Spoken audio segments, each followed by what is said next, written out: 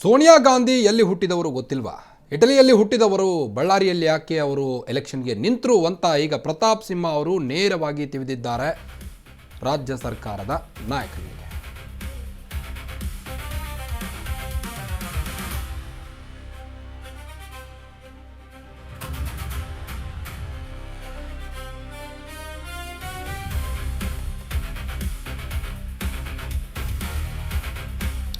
ಚಾಮರಾಜ ಕ್ಷೇತ್ರಕ್ಕೆ ಪ್ರತಾಪ್ ಸಿಂಹ ಹೊರಗಿನವರು ಎಂಬ ಟೀಕೆ ವಿಚಾರವಾಗಿ ಈಗ ಪ್ರತಾಪ್ ಸಿಂಹ ಅವರು ನೇರವಾಗಿ ಟಾಂಗ್ ಕೊಟ್ಟಿದ್ದಾರೆ ಹರೀಶ್ ಗೌಡ ಅವರಿಗೆ. ಇಟಲಿಯಲ್ಲಿ ಹುಟ್ಟಿದವರು ಬಳ್ಳಾರಿಯಲ್ಲಿ ಯಾಕೆ ಸ್ಪರ್ಧೆ ಮಾಡಿದ್ರು ಹಾಗಾದ್ರೆ?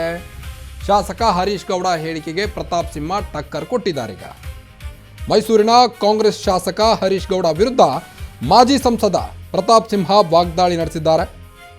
ಚಾಮರಾಜ ಕ್ಷೇತ್ರಕ್ಕೆ ಪ್ರತಾಪ್ ಹೊರಗಿನವರು ಎಂದಿದ್ದಂಥ ಹರೀಶ್ ಹೇಳಿಕೆಗೆ ಟಾಂಗ್ ಕೊಟ್ಟಿದ್ದಾರೆ ಪ್ರತಾಪ್ ಸಿಂಹ. ಈಗ ಶಾಸಕ ಹರೀಶ್ ಗೌಡ್ರೆ ನೀವೇನ್ ಅನ್ಪಡೇನ್ರಿ ಅನ್ನೋ ಪ್ರಶ್ನೆಯನ್ನು ಹಾಕಿದ್ದಾರೆ. ನಾನಲ್ಲ, ಕಾಂಗ್ರೆಸ್ಗೆ ಹರೀಶ್ ಗೌಡ್ರು ಹೊರಗಿನವರು. JDSನಿಂದ ಕಾಂಗ್ರೆಸ್ ಪಕ್ಷಕ್ಕೆ ಹಾರಿ ಹೋಗಿದ್ದಾರೆ. ರಾಹುಲ್ ಮತ್ತು ಪ್ರಿಯಾಂಕಾ ಕೇರಳದವರಲ್ಲ, ಮತ್ಯಾಕಲ್ಲಿ ಸ್ಪರ್ಧಿಸ್ತಾರೆ ಅಂತ ಪ್ರತಾಪ್ ಸಿಂಹ ಅವರು ವಾಗ್ದಾಳಿ ನಡೆಸಿದ್ದಾರೆ. ಈಗ ಹಾಗಾದರೆ ನಾನು ಹೇಗೆ ಹೊರಗಿನವನು ಆಗ್ತೇನೆ ಹೇಳಿ ಅಂತ ಮಾಧ್ಯಮಗಳಿಗೆ ಪ್ರಶ್ನೆ ಹಾಕಿದ್ದಾರೆ ಪ್ರತಾಪ್ ಸಿಂಹ ಅವರು. ಶಾಸಕ ಹರೀಶ್ ಗೌಡ ವಿರುದ್ಧ ಪ್ರತಾಪ್ ಸಿಂಹ ಗುಡುಗಿದ್ದಾರೀಗ. ಇಟಲಿಯಲ್ಲಿ ಹುಟ್ಟಿದವರು ಬಳ್ಳಾರಿಯಲ್ಲಿ ಯಾಕೆ ಸ್ಪರ್ಧೆ ಮಾಡ್ತಾರೆ ಹಾಗಾದರೆ? ಹರೀಶ್ ಗೌಡರ ಮಾತಿಗೆ ನೇರವಾಗಿ ಟಾಂಗ್ ಕೊಟ್ಟಿದ್ದಾರೀಗ. ಮೈಸೂರಿನ ಕಾಂಗ್ರೆಸ್ ಶಾಸಕ ಹರೀಶ್ ಗೌಡ ವಿರುದ್ಧ ಮಾಜಿ ಸಂಸದ ಪ್ರತಾಪ್ ಸಿಂಹ ನಿಗಿ ಕೆಂಡ ಕಾರ್ತಾ ಇದ್ದಾರೆ. ಇಟಲಿಯಲ್ಲಿ ಹುಟ್ಟಿದವರು ಸೋನಿಯಾ ಗಾಂಧಿ, ಅವರ್ಯಾಕೆ ಹಾಗಾದರೆ ಬಳ್ಳಾರಿಯಲ್ಲಿ ಸ್ಪರ್ಧೆ ಮಾಡ್ತಾರೆ? ರಾಹುಲ್ ಗಾಂಧಿ, ಪ್ರಿಯಾಂಕಾ ಗಾಂಧಿ ಕೇರಳದವರ, ಹಾಗಾದರೆ ಅಲ್ಯಾಕೆ ಸ್ಪರ್ಧೆ ಮಾಡ್ತಾರೆ? ನಾನು ಮಾಡೋದ್ರಲ್ಲಿ ತಪ್ಪೇನಿದೆ ಅಂತ ಪ್ರತಾಪ್ ಸಿಂಹ ಅವರು ವಾಗ್ದಾಳಿ ನಡೆಸಿದ್ದಾರೆ ರಾಜ್ಯ ಸರ್ಕಾರದ ವಿರುದ್ಧ. ಈಗ JDSನಲ್ಲಿದ್ದವರು ಕಾಂಗ್ರೆಸ್ಗೆ ಹಾರಿ ಬಂದವರು ಅವರು.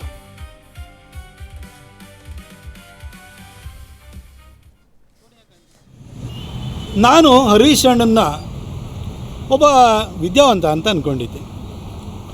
ಏನು ನೋಡ್ರಿ ಇವರ ಮಾತುಕತೆ ವರ್ತನೆ ನೋಡಿರೆ ಪ್ರತಾಪ್ ಸಿಂಹ ಸಕಲೇಶ್ಪುರದಿಂದ ಬಂದವನು, ಅವನು ಚಾಮರಾಜ ಕ್ಷೇತ್ರಕ್ಕೆ ಏನು ಮಾಡಿದ್ದಾನೆ, ಅವನು ಹೊರಗಿನವನು, ಈ ಎಲ್ಲ ಮಾತುಕತೆ ಅವ್ರ ಶಿಷ್ಯಂದ್ರ ಮುಖಾಂತರ ಬರ್ತಾ ಇರುವಂಥ ಹೇಳಿಕೆಗಳು ಇವೆಲ್ಲ ಹರೀಶ್ ಅಣ್ಣನ ತಲೆಯಲ್ಲಿರೋವು ಅಂತಲೂ ನಂಗೆ ಗೊತ್ತು.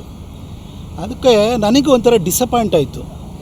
ಈ ಹರೀಶ್ ಅಣ್ಣ ಈ 3ನೇ ಕ್ಲಾಸು 4ನೇ ಕ್ಲಾಸು ಫೇಲ್ ಆಗಿರೋ ಅನ್ಪಡ್ಗಳ ಥರ ಹರೀಶ್ ಅಣ್ಣನು ಮಾತಾಡ್ತಿದ್ದಾರಲ್ಲ. ಈ ಹರೀಶ್ ಅಣ್ಣಂಗೆ ನಾನು ಹೇಳಲಿಕ್ಕೆ ಬಯಸ್ತೀನಿ, ಪ್ರತಾಪ್ ಸಿಂಹ ಸಕಲೇಶ್ಪುರದವನು, ಹೊರಗಿನವನು, ಏನು ಮಾಡಿದ್ದಾನೆ ಅಂತ ಕೇಳ್ತಿದ್ದಿಲ್ಲ ಹರೀಶ್ ಅಣ್ಣ. ನೀವು ವಿದ್ಯಾವಂತ ಅಂತ ಅಂದ್ಕೊಂಡಿದ್ದೆ, ಆದ್ರೆ ನೀನು ಕೂಡ 4ನೇ ಕ್ಲಾಸ್ ಫೇಲ್ ಆದವಂತರ ನೀನು ಮಾತಾಡ್ತಾ ಇದೀಯ ನೀನು. ಅದಕ್ಕೆ ಹರೀಶ್ ಅಣ್ಣ ನಿಂಗೆ ಹೇಳಲಿಕ್ಕೆ ಬಯಸ್ತೀನಿ, ನಿನಗೆ ಬಹಳ ಸ್ಪಷ್ಟವಾಗಿ ನಿನಗೆ ಅರ್ಥ ಆಗೋ ರೀತಿಯಲ್ಲಿ ಹೇಳಲಿಕ್ಕೆ ಬಯಸ್ತೀನಿ. ಅಲ್ಲ, ಹೊರಗಿನವರು ಅಂತ ಹೇಳ್ತೀಯಲ್ಲ, ಕಾಂಗ್ರೆಸ್ಸಿಗೆ ನೀನೇ ಹೊರಗಿನವನು ಅಣ್ಣ. ನೀನು ಎಲ್ಲಿಯವನು? ನೀ JDSಲ್ಲಿ ಇದ್ದವನು.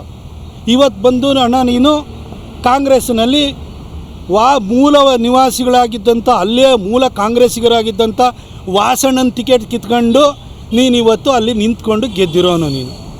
ನೀನೇ ಹೊರಗಿನವನಾಗಿ ಬೇರೆಯವ್ರನ್ನ ಹೊರಗಿನವರು ಅಂತ ಹೇಳ್ತೀಯ. ಆಮೇಲೆ ಹೊರಗಿನವರು ಅಂತ ಹೇಳ್ತೀಯಲ್ಲ, ಇವತ್ತು ನೀ ಯಾವ ಕಾಂಗ್ರೆಸ್ಸಲ್ಲಿ ಇದೆಯಲ್ಲ ಅಣ್ಣ. ಈ ಕಾಂಗ್ರೆಸ್ಸಿನ ಅಧಿನಾಯಕಿ ಯಾರು? ಸೋನಿಯಾ ಗಾಂಧಿ. ಆಕೆಗೆ ಹೋಗಿ ಹೇಳ್ತೀಯ ಇಟಲಿಯಲ್ಲಿ ಹುಟ್ಟಿದ ಸೋನಿಯಾ ಗಾಂಧಿ ಇಲ್ಲೇ ಬಳ್ಳಾರಿಲಿ ಬಂದು ಯಾಕಣ್ಣ ಎಲೆಕ್ಷನ್ ನಿಂತರು? ಡೆಲ್ಲಿನಲ್ಲಿ ಹುಟ್ಟಿರುವಂಥ ರಾಹುಲ್ ಗಾಂಧಿ ಯಾಕಣ್ಣ ವಯನಾಡಲ್ಲಿ ಬಂದು ಎಲೆಕ್ಷನಿಗೆ ನಿಂತ್ಕೊಂಡ್ರು? ಅವ್ರೇನು ಮಲಯಾಳ ಮಾತಾಡ್ತಾರೆ, ದಕ್ಷಿಣ ಕರ್ನಾಟಕದವ್ರ, ದಕ್ಷಿಣ ಭಾರತದವರು ಅವರು.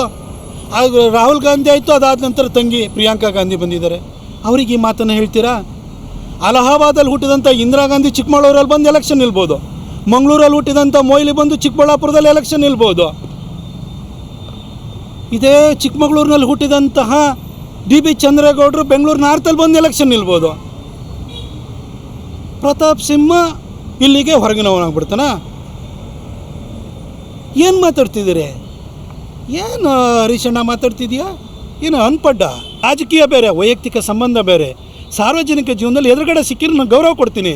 ಸಿದ್ದರಾಮಯ್ಯನವ್ರನ್ನ ಅತ್ಯಂತ ತೀಕ್ಷ್ಣವಾಗಿ ಟೀಕೆ ಮಾಡಿರೋನು ಎದುರುಗಡೆ ಬಂದರೆ ಅವರ ಹಿರಿತನಕ್ಕೆ, ಅವ್ರ ವಯಸ್ಸಿಗೆ, ಅವರ ರಾಜಕೀಯ ಅನುಭವಕ್ಕೆ ಕಾಲಿಗೆ ಮುಟ್ಟು ನಮಸ್ಕಾರ ಮಾಡ್ತೀನಿ. ಖರ್ಗೆ ಸಾಹೇಬ್ರು ಬಂದರೂ ನಮಸ್ಕಾರ ಮಾಡ್ತೀನಿ, ಪರಮೇಶ್ವರ್ ಸಾಹೇಬ್ರು ಬಂದರೂ ನಮಸ್ಕಾರ ಮಾಡ್ತೀನಿ, DK ಅವರು ಬಂದರೂ ನಮಸ್ಕಾರ ಮಾಡ್ತೀನಿ. ಅವರ ರಾಜಕೀಯ ಹಿರಿತನಕ್ಕೆ, ಅವರ ಅನುಭವಕ್ಕೆ ಗೌರವ ಕೊಡೋದು. ನೀನು ಅಣ್ಣ ಅಂತ ಹೇಳಿದ ಕೂಡಲೇ ನಿನ್ನ ಮನೇಲಿ ನಿನ್ಗಡೆ ತಮ್ಮನ ಥರ ಬಾಲಾಡ್ಕೊಂಬರೋದಕ್ಕೆ ನಾನು ಪ್ರತಾಪ್ ಸಿಂಹ. ನನಗೆ ಸಾರ್ವಜನಿಕ ಜೀವನದಲ್ಲಿ ಗೌರವ ಕೊಡೋಕ್ಕೆ ಬರುತ್ತೆ. ನಿಮಗೆ ಆ ಸಂಸ್ಕಾರ ಇಲ್ಲ ಅಂದರೆ ಬಿಟ್ಟುಬಿಡಿ.